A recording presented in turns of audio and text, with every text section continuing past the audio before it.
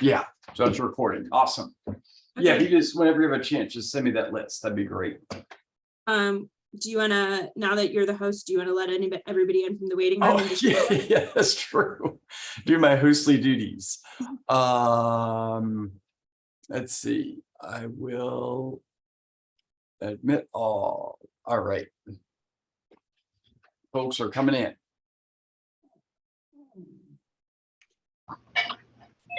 Matt. Yes. Hello, John.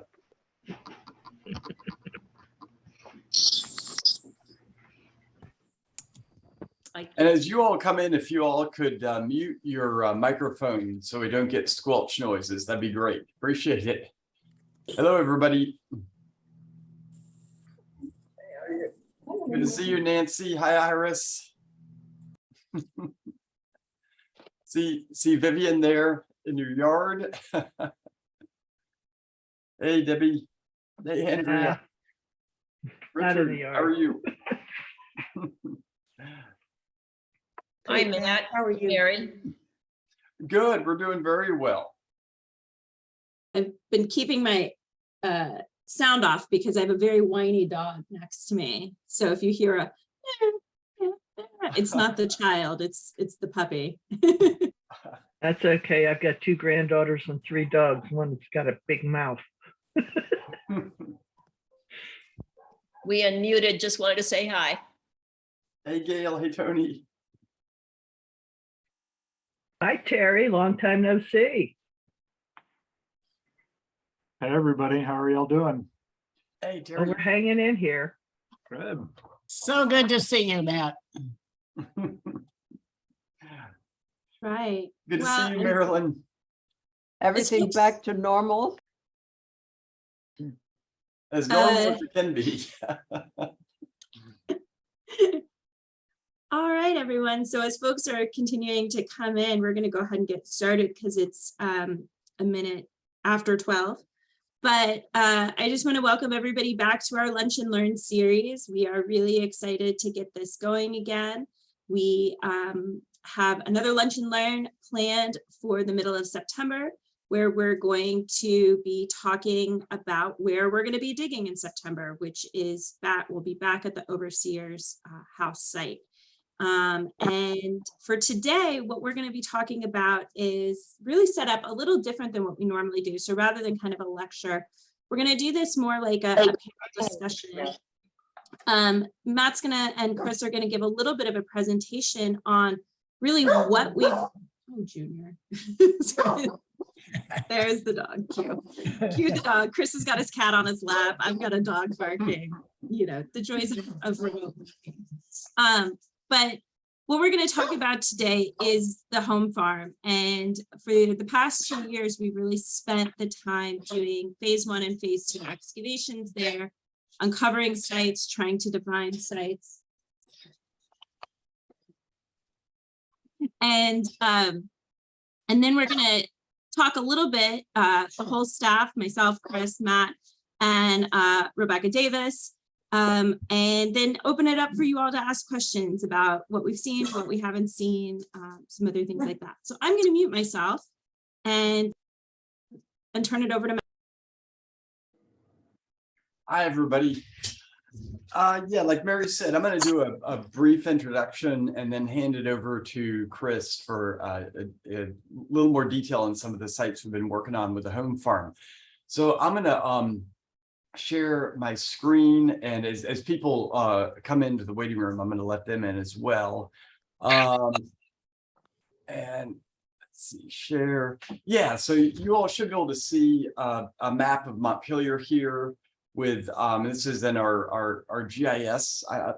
After I'm done with this, I'll put the link to this map into the chat so you all can look at this later.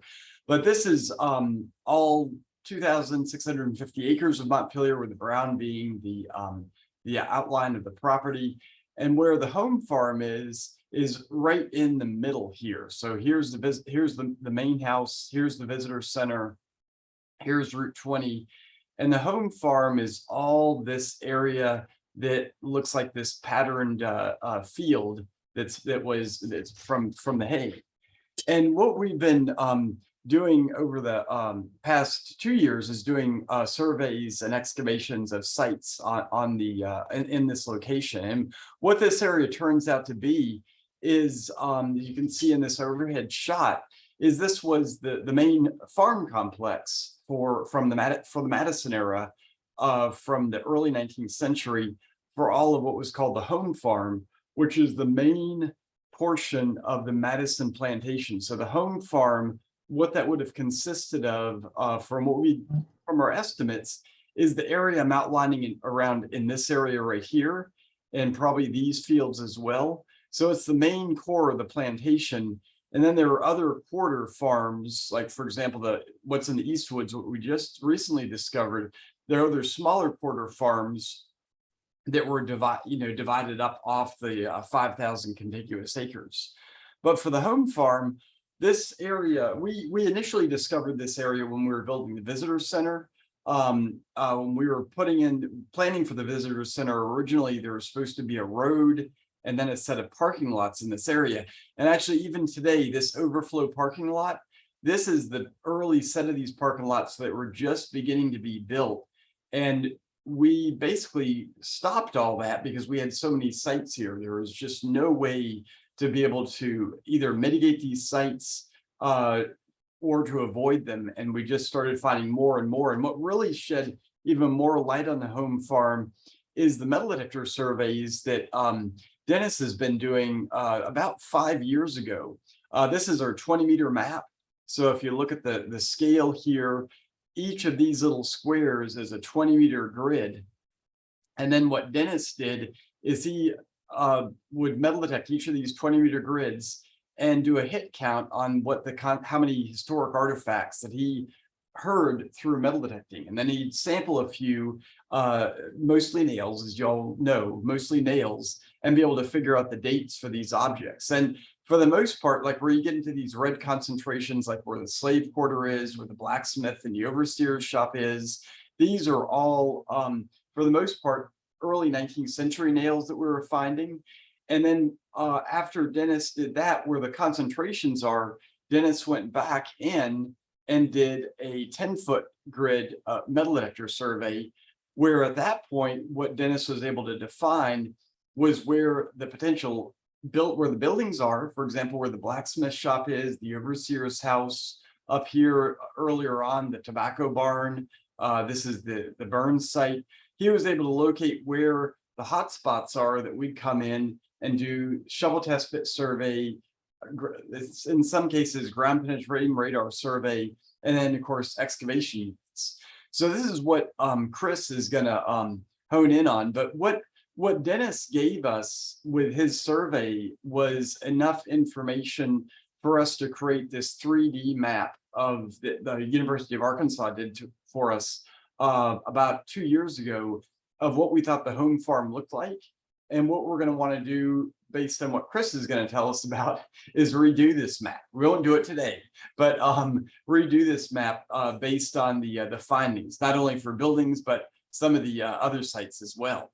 So I'm going to go ahead and turn it over to Chris, and he's going to present on the sites. And after that, Mary's going to open up the floor for questions, and she's got some questions for us as well to start things off. So I'm going to stop sharing.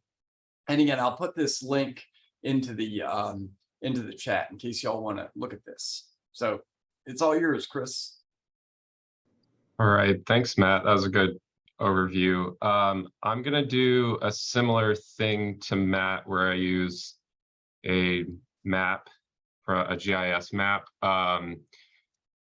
Feel free to unmute yourself at any point if you start getting seasick, if I'm zooming around too much, or screen sick. I don't know what to call it in this case. But anyways, as Matt mentioned, we started out with the 20-meter metal detector survey and moved to progressively finer and finer granularity in our survey methodologies on each site. So one of the first, can everyone see my screen okay? Okay, cool. One of the first techniques that we utilized was the 10-foot metal detector survey. So that's a much finer, smaller grid than the 20-meter. And you start to get patterns, for example, in contrast to the 20 meter, where this whole area might have been one large hotspot, basically, but you start to see clusterings in the artifacts that could be indication of different work areas or smaller buildings. And that held true for all of the sites that we surveyed. And then, as Matt mentioned, we moved to doing ground penetrating radar as well on some of the sites, but not in all cases. And just as a reminder, go ahead and mute yourselves, unless you're trying to tell me the zooming's too much, or you have an urgent question. So I'm going to kind of go in order from site to site in which we surveyed them. I'm going to skip over the Overseer's site because we're going to come back to that in a future Lunch and Learn in more detail later this fall, as Mary mentioned. So this site I'm at right now is the blacksmith site, which initially we kind of predicted was in this ovular dashed area here, but turns out as a much larger site in some ways, or we surveyed a much larger site. So the first thing we did was ground penetrating radar and shovel test pits. So all of these dots here, the red, green, and blue dots that you see indicate all the spaces we did shovel test pits. And a couple of very interesting patterns came up. I'm not going to go over every single artifact type because that would be insane, but most notably, because we're looking at a blacksmith site, I'm going to talk about some of the blacksmithing things. So the slag is very concentrated up at the very top of the site here, which held true also for iron, excluding nails. So just your sort of like clipped iron tool fragments, bits of partially built stuff or blacksmithing tools, like all that kind of stuff is up at the top of the site. But that doesn't, what's interesting is we have these two other concentrations in the metal detector survey, and we didn't get any like domestic artifacts or anything, meaning ceramics, bottle glass, table glass, and all that stuff. Oop, trying to turn off the iron. But what we did get down here were nails. So there's tons of nails, obviously, at the top of the blacksmith site because the blacksmith is going to be making nails, but we're also finding these two clusters of nails at the bottom of the site. We didn't really find any other artifacts down there other than burned corn kernels, which is very odd. So they're probably some sort of agricultural outbuildings or sheds. We did place some excavation units within them, did not find any features. I'm not going to go more in depth on those unless you have questions afterwards about them. We can talk about that later. The coolest thing at this site, I would say, that we found, and we did concentrate our efforts up at the top of the site here, is, like I mentioned, that slag is all densely concentrated up here. And we found in the heart of the slag, and go to my feature, some intact brickwork, which was very exciting here. So you can see this sort of arc of in situ or intact brick, we believe is possibly the base foundation of a brick forge that the blacksmith would have been utilizing. And like I mentioned, the slag is densely concentrated in this area. And one thing that I don't really have captured here is the slag is unique specifically in the excavation units, these 3 excavation units at the top of the site. The slag is all like thin, sometimes it's called cake slag. It's like these pancake little shaped bits that apparently form from doing some research, they form at the base of forges, depending on how frequently the blacksmith is cleaning them out. So that's something we definitely want to investigate further. That was probably the most notable thing at this site, for sure, and we have enough to go off of for future excavations. The next site we looked at was what we were calling the farrier site at the time. And that was because during the 20 meter survey, we're finding a preponderance of horseshoe nails, specifically used horseshoe nails, which you would expect to find at a farrier shop. However, we were also finding a lot of other objects. We did find a lot of slag, as you would expect, because they're doing a lot of similar things to blacksmiths, and of course, horseshoe nails. But we did also find which we didn't find like an actual building or the forge like we did at the blacksmith shop, but we did find this very large, this stone, I don't know how well you can tell, but this stone here was very large and we think could be a pier to a structure. And then all kind of around this pier, it's not translating very well in the photo. The soil was extremely dark and full of nail stock and clipped iron. There was what may be a very large feature related to the ferrying activity going on there. And we didn't want to dig into it because it would have been feature excavation. We were trying to minimize our destruction as much as possible. But we did excavate. I'm going to try to bring this over. Can you all see this picture that I just dragged into the screen? Okay, we did excavate a very small segment of a 20th century pipe trench that led to a old ram pump in the wood line where Nathaniel, who's standing all the way in the background, is actually standing on. It's on a well, and we excavated this out as modern trench because it would have cut through the historic fills, and we wanted to get a little bit of an idea of what was in there. And of course, we found just buckets and buckets of slag. So much, there was so much slag at that site. All right, I'm trying to zip through this. The last two sites, this site, we were calling the burn site because previous surveys in 2004, there was a lot of like burned clay and ash that was identified. And there were 3 surface depressions found during the LiDAR. Let me switch to that real quick. You can kind of see there's these like little depressions in this hillshade model, and there's 3 of them. We had previously identified a 3-bay tobacco barn just on the other side of this historic road trace back in 2012, 2013, and we weren't expecting to find another tobacco barn. Well, we ended up finding very similar features with very similar materials in them to that 2012 building. Sorry, I'm trying to, too many layers in this map.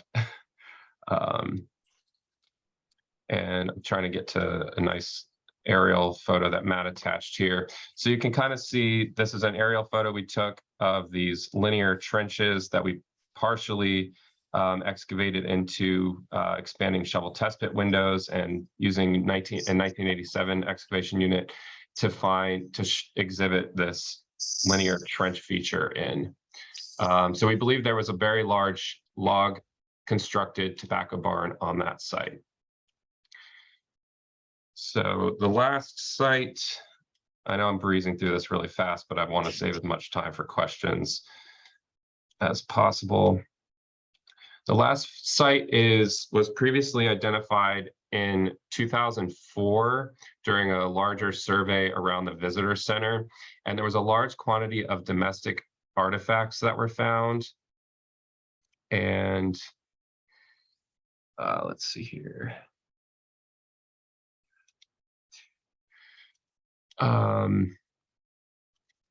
And it was hypothesized that this might be an enslaved dwelling site, but there's no like surface anomalies that would indicate a structure, and we didn't get a chance to do ground penetrating radar at this site, but the metal detector survey, the 10-foot metal detector survey, and the shovel test pit survey did exhibit a couple of really interesting patterns at the site. We found a lot of domestic artifacts as we expected to, but there are these 3 areas. Let me turn off my distributions real quick. There's sort of this clustering up here. Are you all able to see my mouse? Okay, there's a clustering at the bottom of the hill. This is actually a pretty steep hilled site with a flat area kind of right in here. And all around the flat area are these clusterings of concentrations and artifacts, both from the metal detector survey and from the shovel test pit survey. Now, what we think this might indicate is 3 distinct deposits in household trash downslope from the flat area at the top of the site. We did not place excavation units in this area at the flat spot, partially due to time, and we had originally focused our efforts on where we had concentrations of artifacts up at the top of the very, very top of the site along this historic road. And we did find, while we didn't find any architectural evidence like a forge base or a building pier like we did at some of the other sites, we did find some wagon ruts. I'm going to try to zoom in on those here. We found some thin linear features running kind of in another depression that's parallel to this historic road trace here. Trying to move these. You can't really tell from the LiDAR, but there is another shallow kind of long depression that runs parallel to the road, the historic road trace here, that we think might have been a spur road or like a little side road that would have provided access up to this household. But that's hypothesis based off of finding these wagon ruts. And we'll talk more about wagon ruts later, hopefully. I think Mary might have some questions pertaining to that. So I'm going to leave it there so I don't take up too much more time. I could talk forever about the fine details about all these sites. We surveyed a lot last year and this spring. So anyways, I'm going to hand this. Great shot. Did you show your great shot with from the drone from the quarter site? Oh yes, good point. Sorry, there's too much to. All right, let's see here. Buildings. So just to put it in context, all the deposits of domestic materials, or what we think might be trash deposits, were down here, down there, and then off to the left here. And where we think the building it may be is where we didn't put excavation units, unfortunately, is in this nice flat spot here, where the artifacts were less in quantity. And you can kind of see that depression more now, but we think it might have been a little spur off of this road to get off of the main road, which probably was pretty busy, and have direct access to this house site. So then this puts it in context to the larger home farm with the overseer's house over here and the other enslaved dwelling sites that we found previously on the hill across from this little depression, or large depression rather. All right, I'm going to hand this back over to Matt and Mary. If I can figure out how to stop sharing my screen. Oh God.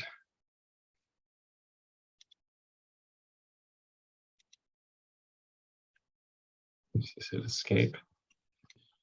It should be at the top of one of your screens. Stop sharing. Hey, Chris, I have Yep. a question Yep, about this site, if that's all right. sure. I will try to. Oh, thanks, Mary. What- Did the nail distribution follow the same pattern as the other items on that site? Were they also distributed around, or were they more even, or That's more in the actually a great center? question. While I will do it, edit my map, maybe while Mary asks some other questions, and I'll come back to that if you don't mind. Yeah, because just nails tend to cluster, I mean, Around this. where the building might be where the building was. That's a very good point and question. Thank you. I know for the metal detector survey and the shovel test survey, to some extent, it was still in those concentrations where the trash was. And I know for the field quarter, it was similar to that, where there was actually more nails associated with the trash deposits than where the actual buildings were. And just speaks to the amount of reuse of items in some of these sites. Yeah, I'm just wondering if those are also log structures too, so might be less nails. I was just wondering if you might have a slightly more even distribution as opposed to compared to everything else that may be creating that donut. Anyway, just a thought. So one of the things I'd like to invite everybody to do is if you have questions, you can feel free to put them in the chat. You can raise your virtual hand. You can do those things, but to kind of prime the waters, Chris, as he was sort of wrapping up his talk about the site we just completed, the dwelling site or the quarter site, he mentioned some historic roads. And so I was just wondering if Chris or you or Matt or Rebecca, if anyone could talk a little bit about what we found doing this work besides buildings. Hint, hint, let's talk about some roads and other things besides buildings. Yeah, I can start and then anybody else could chime in. That we initially found evidence for roads when we were excavating at the field quarter site. And I'll share screens just very briefly for this. When we were excavating at the field quarter, there were bring up the turn off the metal detector survey. There was at the field quarter, we found in a trash deposit, we found a series of linear depressions right below here in the unit. And then later on, that was in 2012, later on when Dennis was doing metal detector survey, he started finding a road trace all the way on the other side of this wood line in this field that ran through here, ran along here. You can see some of this shows up in depressions and LiDAR. It came past the farrier site that Chris talked about that had the waterline trench in it, and it actually ended up going right into where the units were where we had the wagon ruts. And that's where we started figuring out there was this road trace that went across this field and then intersected with Westgate Road. And all this, when you look at the overseer's map from the period, it shows a different road configuration where the road comes, where Westgate Road dead ends into a road through here, and it confirmed that. And what it spoke to is where Chicken Mountain Road comes into Westgate Road down here, there is a mill complex in the Madison period, and there is a mill pond and a backwater through this area that would have meant that this road trace in here would have been in a swampy location or partially underwater. So the road was up higher originally, and then when this dam was breached, all this became available for road construction in the early 20th century. And that's when the roads took their present configuration. So it was, the landscape was different, not only in terms of buildings being present, but also in how the roads were laid out. And I'll stop sharing my screen. Do you mind if I add on to that? Yeah, I was hoping you would, Yeah. Chris. Okay, awesome. Let me share screen and hopefully not forget how to unshare when it's all done. Okay. I can unshare if you need, Chris. Thank you. So as Matt mentioned, there's this, you can see it in the LiDAR. Here, I'm going to turn off the line because it kind of leads your eyes, but there's this depression cutting through. So Chicken Mountain Road is like up in this direction, and this is a long-standing stream, but this depression cuts through the back of the home farm past the farrier site here. And then we, as Matt mentioned, I believe at the start, there's all these linear features that we found.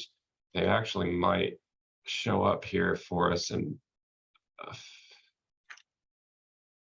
no, the pop-up's not showing up. Anyways, they're these linear striations oriented with the road, and we believe those are wagon ruts.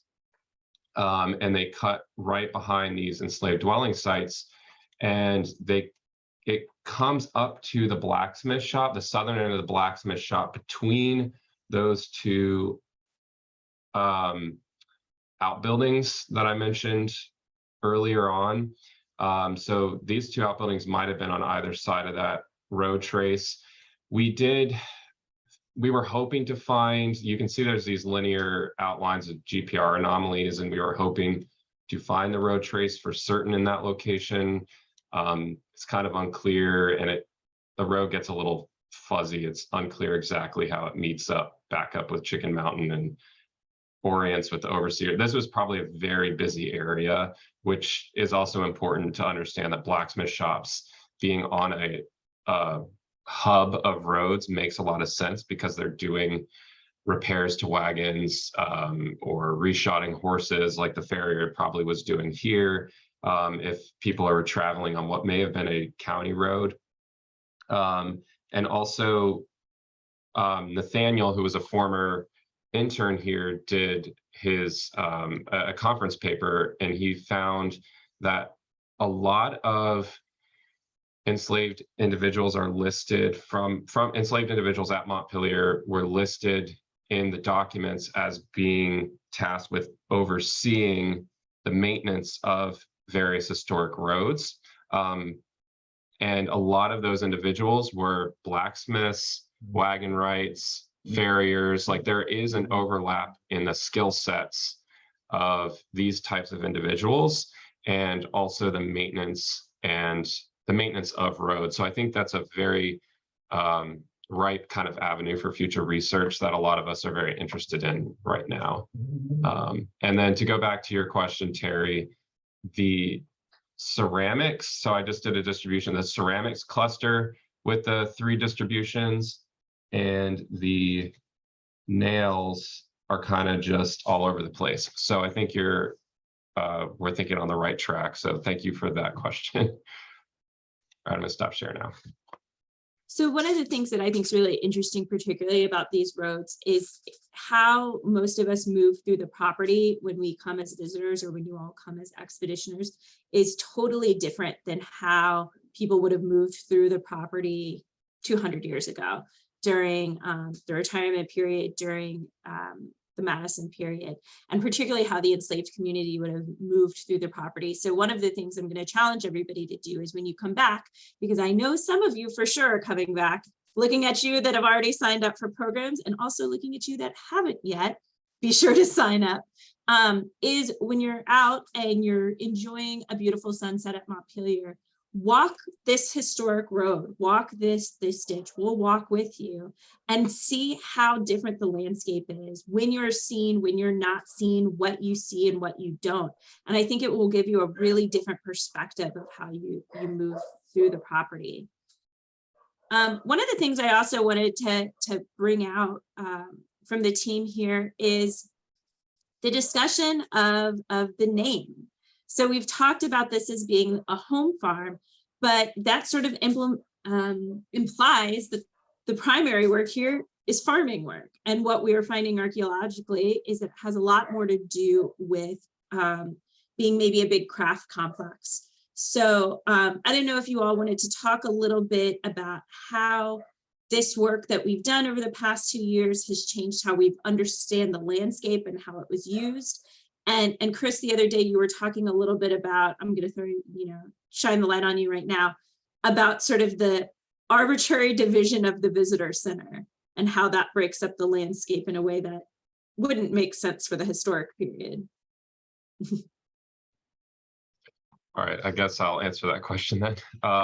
So I will share screen again. Sorry for the nausea. So the visitor center is highlighted by this yellow structure here. I'm going to turn the light off. And in some ways that creates a lot of, like Mary said, this artificial division between the mansion grounds or main house grounds, as we call them, or the visitor core, and what visitors see when they first, park their vehicles at the visitor center. So they see this sort of, you call it green field with, only some of the structures partially reconstructed. And then they, enter a new space when they go back behind the visitor center, which historically this structure was and parking lot was not there. And I'll let Matt add more to this, but there are other buildings that have previously been called like the craft complex and stable yard in this area that I think that we have created this division in part because of this visitor center and lumped these sites in with the sort of main house in a way, or as a separate area from the home farm. But I'm going to hand that back over to Matt to add to that. Yeah, I think the picnic area that's right behind the visitor center, we originally called that the craft complex because we did find, when we did metal detector survey in that area, we were finding tools. And what we're thinking that might be associated with is the stable that during the 1808 to 1812 construction of the main house was used as the principal carpenter's shop for that. But like you're saying, Chris, and you're alluding to, Mary, the what is today what we call the field quarters, where the log cabins are below the visitor center in the field. When we excavated that 10, 12 years ago, we were assuming that those were quarters for field slaves, and that's where they've been. Why it's called the field quarters, which is basically we're learning now, like you're alluding to, Mary, that it's not the most accurate term, that this is more likely a craft complex. I mean, with 2 blacksmith shops, 2 specialized barns, a tobacco smoke curing barn and a threshing barn. This is all a processing area. And the kind of what you'd associate with field quarters is what we're finding more in the Eastwoods, which is a totally separate part of the plantation. And what we don't have yet is where the field quarters are at, for the main home farm complex. And so whether those out more towards center field, where field slaves would have been closer where the fields are, because the main fields are in the area where the steeplechase course is today. We don't know yet because we haven't done the 20-meter survey out there. And if I'll share screens for one brief moment here, and I'll show you where this area is. If you look at, I'm going to move I've got the chat and other things. I'm still letting people join here. When you look at this is the steeplechase course here. And like I mentioned at the beginning, these are all the main fields that are in this area. But when you look at our 20-meter survey, where we've surveyed is basically everything around this area. So all these areas that are in green and yellow and red boxes, this is where we've done the 20-meter survey. And we have not done any 20-meter survey out in this area where we would potentially find, potentially more threshing barns, but also more importantly, quarters, slave quarters, living sites where enslaved field farmers would have been living.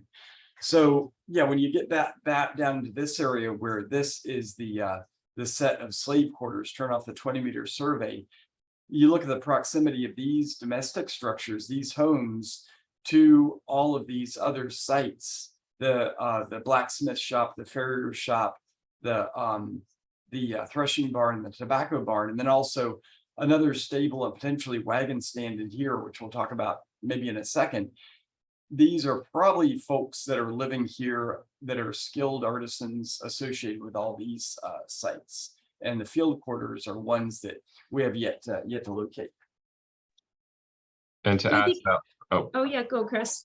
to add very briefly to that last point that Matt made, every single enslaved dwelling site that we found, both in 2012 and the home farm quarter, which we surveyed this year, had blacksmithing tools at them. So there was parts of the some French word, I'm blanking on it. Someone save me. The nozzle that leads from blowhole. Okay, that.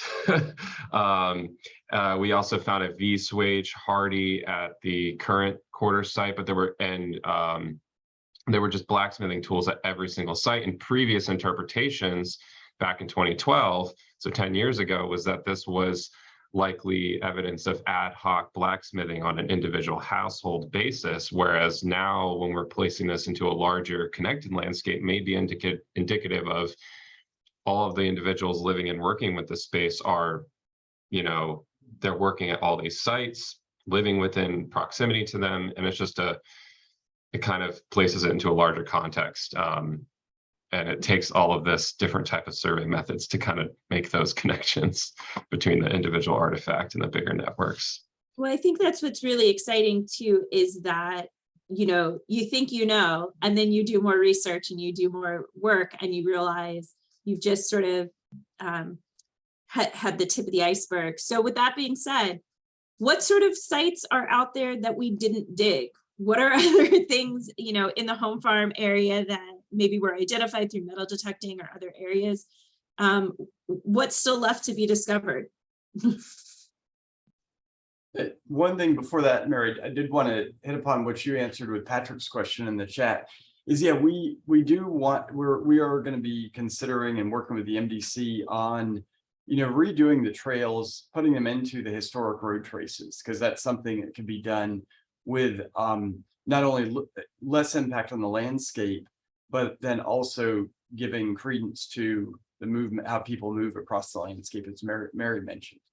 But one of the other things that, like roads, that typically doesn't get looked at through archaeology is garden sites. This is one thing that Dennis is working on right now with the metal detector survey.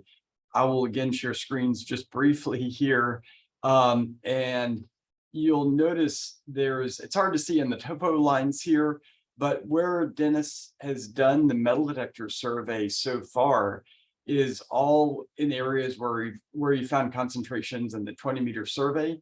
But there's an area in here where there's not a lot in the 20-meter survey. When you look, it's a green area. And what's interesting about this area, when you look at the topo lines, I don't have these on this map, but this is a south-facing draw or hollow, which is very similar in orientation to the south-facing draw or hollow of the formal garden. And garden spaces that face south allow for your growing season to extend, you know, later into the year and begin earlier in the spring. So Dennis is going to be doing a metal detector survey in this area to try to locate, you know, potential evidence for gardening. And then two of the other sites that we haven't looked at yet are that we mentioned briefly this is a potential stable with a wagon stand, maybe in this area, based on the horseshoe nails and the wagon hardware we found here. And then there's a barn that we found up here that we're not sure what it was used for, but you know, these are areas for future units to be excavated. There's, you know, and maybe even ground penetrating radar surveys. I'll stop sharing screens here. All right. Anybody think of anything else that we want to explore? No, those were the ones I was thinking of, but Terry, you got your hand up. Go ahead. Yeah, I was just kind of going back to the conversation about, you know, rethinking what the space is called because of who's actually working there and what the work is that's happening. Some additional things I think to consider also, right? The stables are in that area. I think almost very appropriately where the parking lot is where the stable yards are. So still parking our transportation in the same areas. But and then also thinking about the roads as these not just access points, right? But that's also where final product, where the tobacco, right, after it's dried and packed, is going to get on those roads and head out. So you have kind of that shipping space, that access point is right where it needs to be. And then of course the primary principal overseer is right there. So these stages of blacksmith of packing and curing and taking care of horses, and we know that from Liz's research, right, that it wasn't just horses, right? There were also it was Gooch who was one of the people taking care of the thoroughbreds that Madison had. So presumably that would have been happening in the same area as well. So you have kind of these permanent locations that have permanency, right? Like the and that also are where the exporting is happening directly out of where they're being produced, being overseen by the kind of highest level overseer on the property. So I think it all sits really nicely together, which is nice. Sorry, I should have started more a comment than a question. No problem. I'm gonna pull some questions from the chat because now it's starting to blow up. The first one is hold hold on just a second.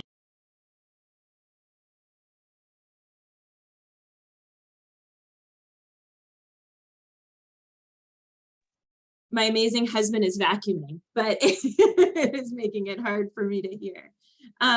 So the first question is Carolyn's asking about the mill. Matt, you mentioned Madison's Mill, so talking about what type of mill it was, when it was in operation, and then also if and when we survey the center field area, the racetrack steeplechase area, would we change the landscape there? So mills first, center field next. Yeah, for the mill, that one, all evidence suggests that it's not a merchant mill, which would be a much larger mill where you'd be milling flour and using different size stones. But it's more of a common mill that would be called a grist mill, like for grinding corn, and then also a sawmill. So that when the house is being when the wings are being added on the house, they're talking about that the water in the mill pond being low enough that they can't mill the lumber for what they're trying to do. So, and we're thinking that mill is the one that is down at the bottom of the hill on Westgate Road. And yeah, and then for the steeplechase area, yeah, that's something we've always wondered about is whether to restore that space. Right now, since we have our annual steeplechase event that happens at the beginning of November, it'd be difficult to start farming that because we wouldn't have a place to park the 20,000 cars that come. So but that is a larger question that we're working on with the Montpelier Descendant Committee and the Steeplechase Foundation to look at. I mean, right now the Steeplechase event is an event that's been happening for about going on 85, 90 years now. So it's a long-standing tradition and is part of what makes Montpelier Montpelier. So we'd want to work with that carefully. So I'm going to combine Lou's and Eric's questions because I think they can go well together. So Eric asks, with multiple future sites to choose from, what is the process for prioritizing which order to proceed? And are there plans to work at the cemetery? So I'm combining these because there are some plans to work at the cemetery, and that is part of the prioritizing process. Yeah, we're literally talking with the Montpelier Descendant Committee about this now. We're looking to do a workshop in October that would address what we'd be looking at in the cemetery for archaeology. And this is a topic of a lunch and learn that we want to talk about doing with MDC potentially in November. And we'll address that more. But we are looking towards that. But given that the slave cemetery is the resting place for the ancestors of the Montpelier Descendant Committee, we're obviously working with descendants on that in a very close way. And yeah, for future sites, that is, part of the exciting process of working with the MDC is, we've from metal detector survey, we have so many sites that we've located, and we also have so much area to survey. Is that part of what archaeology always has the challenge to do is to figure out what direction to head next, because in so many instances, first we have to do the archaeology to know what's at this site, and then second, as we find sites, we have an infinite number of sites in terms of our lifespan that we could excavate and analyze, and that's where looking at the priority of the organization. In this case, the Montpelier Foundation in partnership with the MDC, with the co-stewardship process we're under right now, that's where it's going to offer even really some exciting opportunities to understand how to prioritize the research we're doing. And what's exciting for archaeology is these sites that we're finding, they're really the undeniable physical evidence for the contributions that enslaved Americans made here at Montpelier. And so working on that with the MDC offers all kinds of opportunities to really begin to expand, how we conceptualize this. Just in the work we've done over the past decade, it's really with the MDC has expanded the kind of questions we're asking. Yeah, it's a really exciting time because the power has shifted from us being the only gatekeepers and making the decisions of which sites to excavate and what stories to tell. And that's a really powerful thing when you have almost 2,700 acres of property and thousands of years of history and hundreds and hundreds of people that have lived there. And for years, it's been in the hands of the archaeologists to be the only ones to make those decisions. And it's a really exciting time that there's more people at that table, and no one more invested than the members of the MDC in figuring out what stories to tell and what history to uncover. Susan asked about the visitor center before it was constructed. You know, what was anything found, what artifacts or features were recorded or observed in the visitor center survey? Yeah, this gets into what Terry was saying with what was at the visitor center when we did metal detector surveys and shovel test pit surveys some 20 years ago. There, we were finding very little, and it was also the site of the DuPont era swimming pool and tennis court. So it was a mixture of some disturbance already happening in the immediate footprint of the visitor center. And then with surveys, we found a scatter of a few horseshoes and a few nails, but nothing that indicated there was actually any buildings there during the Madison ownership. And that's what led us later on to understand that this was more of a paddock area, and with stables on either side. And where the stables are, we have those areas preserved and we'll be doing more excavations on those. So that's why it was a perfect location for a visitor center, because it's actually, when you park, you're literally closer to the farm complex than you are to the main house. So it allows a really great disembarkation point for visitors to understand what is Montpelier, more than just the main house. Absolutely. Eric might be asking my favorite question of all, is outside of fees and for joining an excavation, where's the best place to make a donation that goes directly to archaeology? So one thing that's really exciting, well, two things that are really exciting. One is there is a member of our development team on this call right now. Catherine, can you wave to everyone? Catherine Douglas, she has recently joined our development team after being a longtime supporter of Montpelier and working through the Dolly Madison Legacy Lunch. So Eric, you just made Catherine's whole day. But one of the other things that is a little different and exciting this year is for the first time ever, we are part of the operating budget. So if you give money to Montpelier, in general, it comes to us. What has been really exciting is folks have been donating and making notes on it, you know, in the comment section of their check, you know, archaeology, you know, or making, sharing notes with their donations about their experience on expeditions or their experience volunteering in the lab. And we love to see that. And anytime any of those come in, we always get the notes forwarded to us. I think Chrissy, who's another member of our development team, was on here for a while, and she usually makes sure we get to see all of those. So that's always really appreciated. If there's something you really want to, you know, if you really want to buy at archaeology a new lab, which I'm always open and welcome to, I think we can have that conversation with more specifics. But Catherine is an excellent person to connect to for questions about donations. When Mary started here going on, gosh, 7 years ago? 7 in October. 7 in October, it was the lab trailer was the temporary lab, and it keeps on being temporary. It's a long-lived temporary. So does anybody else have any questions as we sort of wrap up for today?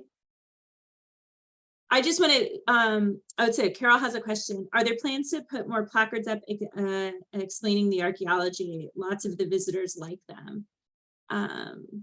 I know we're redoing a bunch of the signs throughout the property, and there have been some new ones added. But I don't know yet if there's any plans for the sites that we just finished working on. Do you know, Matt? I either put in new signs or redo the signs we have. Because so, for example, the field quarters, absolutely needs to be redone to explain and contextualize what people are seeing. So yeah, updating and is it was finding that balance between having too many signs in the landscape. And I mean, what would be really cool to do would be to find ways to begin augmented reality that's accessible to people, that people actually want to use to help people visualize what's out there. And that could be using existing apps such as Facebook to begin to do that. So I wanted to just kind of throw some things out at you all. Our next lunch and learn is going to be on September 14th, which is a Wednesday, and we are going to be talking about excavations at the Overseer site, which is where we are beginning our excavations in September. So we closed up the home farm at the end of July. We've been using August as a way to catch up on lab work, catch up on report writing, and we are moving back to the Overseer site for September. So our September and our October programs are all going to be at the Overseer site. So for some of you all who have dug there before, you'll remember there's lots of exciting things to find down there. So we're really excited to be back there for the fall and plan to be there for the rest of this calendar year is what our plans are. Catherine, I see your hand up. Did you want to share something? Yes, I just had a quick question, Matt. Does David Rubenstein know that you've been uncovering more enslaved dwellings? I'm sure Elizabeth might be having some conversations with Good. James, so hopefully so, yeah. Yes, I just think it's really important he knows. Okay, thanks. And Eric, I just sent you a text if you want to be in touch. Thanks. Excellent. So we will be at the Overseers in the Overseers complex in the fall. One of the other things I wanted to kind of close up with before we're done for the day is just sort of talk a little bit about what our team looks like. So you've heard from Matt, myself, and Chris, but Rebecca Davis, who is also on this, has transitioned from an intern to an archaeological technician. And we are all really excited to have Becca as part of the team in the next phase of working with us. So we are really excited about that. As you know, we weren't able to have a field school this year, so we don't have our regular batch of interns. So you're going to get a lot of Chris, Matt, me, and Becca over the next couple of programs. So get excited, get close to us. We'll be hanging out with you a lot. But I just really enjoy seeing you all. Thank you so much for taking the time to join us this afternoon. And hopefully we will see some of you in a couple of weeks coming to dig with us. And if not, then next month at our next Lunch and Learn. All right. Thank you, everyone. Good seeing everybody. Bye-bye. Thanks for joining.